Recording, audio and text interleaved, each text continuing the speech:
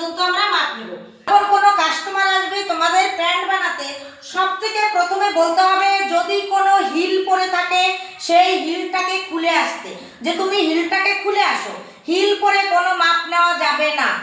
দ্বিতীয় কথা, যদি তুমি লেহেঙ্গা করো, লেহেঙ্গা করলে, লং ড্রেস করলে, তখন তোমাকে কাস্টমারকে বলতে হবে তুমি হিল পরে আসো, ঠিক আছে?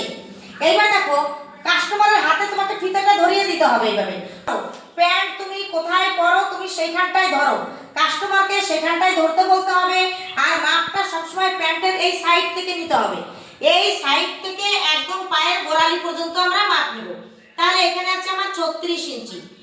অনেকেই এইভাবে এইখানে মাপ নেয়, এইখানে মাপ নিলে কিন্তু ছোট হয়ে যাবে। প্যান্টের মাপটা আমাকে পায়ের গোড়ালি পর্যন্ত নিতে হবে।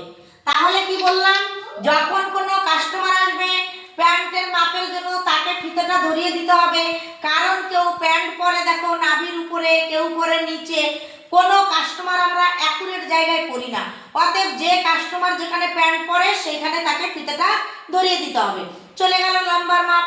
এবার একটা কথা বলি, যদি তোমরা স্ট্রেট প্যান্ট করো, যদি তোমরা অ্যাঙ্গেলার প্যান্ট করো, স্ট্রেট প্যান্ট করো, যা তোমার গোড়ালি পর্যন্ত মাপ আসবে তার থেকে শুধু 2 ইঞ্চি 3 ইঞ্চি ছোট নিলেই হয়ে যাবে। এইবার আসো কোমরের মাপ। কোমরের মাপ তখনই লাগবে যখন কাস্টমার প্যান্টের মধ্যে বেল্ট ব্যবহার করবে, রাবার ব্যবহার করবে না। রাবার বা ফিতা যদি ব্যবহার না করে, বেল্ট ব্যবহার করে, শুধুমাত্র বেল্ট, তখন তোমার কোমরের মাপ লাগবে। এবার হিপের মাপ, হিপের মাপ সেম একই। এইখান থেকে ফিতে ধরে পাছার গোলাই, এইখান থেকে ফিতে ধরে পাছার যে গোলাইটা আসবে টোটাল, এটাকে আমরা বলবো হিপের মাপ। একদম টাইট করে নেবে না, জাস্ট আমরা হালকা করে ধরলেই এটা আমাদের হিপের মাপ। এইবার একটা প্যান্ট বানাতে গেলে কয়টা মাপ লাগবে? একটা প্যান্ট বানাতে গেলে কোমরের মাপ লাগবে, হিপের মাপ লাগবে, লম্বার মাপ লাগবে, আর একটা মাপ লাগবে দেখো এইখান থেকে থাইয়ের মাপ। থাইয়ের মাপটা এইভাবে ধরবে, এইভাবে ধরবে, ধরে দেখো থাইয়ের তোমরা ফিটিংস মাপ নেবে। এইবার তুমি যদি প্র্যাকটিক্যালে করো তাহলে থাইয়ের মাপ লাগবে, যদি প্র্যাকটিক্যালে না করো তাহলে থাইয়ের মাপ লাগবে না, ঠিক আছে? আর একটা মাপের প্রয়োজন, এইখান থেকে দেখো এই যে মুহুরি, পায়ের মুহুরির মাপ। প্লাজো প্যান্ট করলে ঢিলা নিতে হবে, পাটিয়ালা করলে মিডিয়াম নিতে হবে, স্ট্রেট প্যান্ট করলে আরেকটু ছোট নিতে হবে।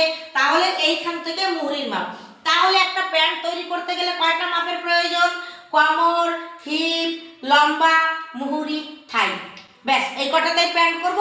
নরমালি আমরা করব হিপের মাপ, লম্বার মাপ, মুহুরি মাপ, 3টে মাপে আমরা কাজ করব। যদি ভিডিওটি ভালো লেগে থাকে একটা লাইক দিয়ে আমার পাশে থাকবে, আর ফেসবুক থেকে দেখলে আমার পেজটিকে ফলো করে দেবে, ইউটিউব থেকে দেখলে সাবস্ক্রাইব করবে। ধন্যবাদ সবাইকে।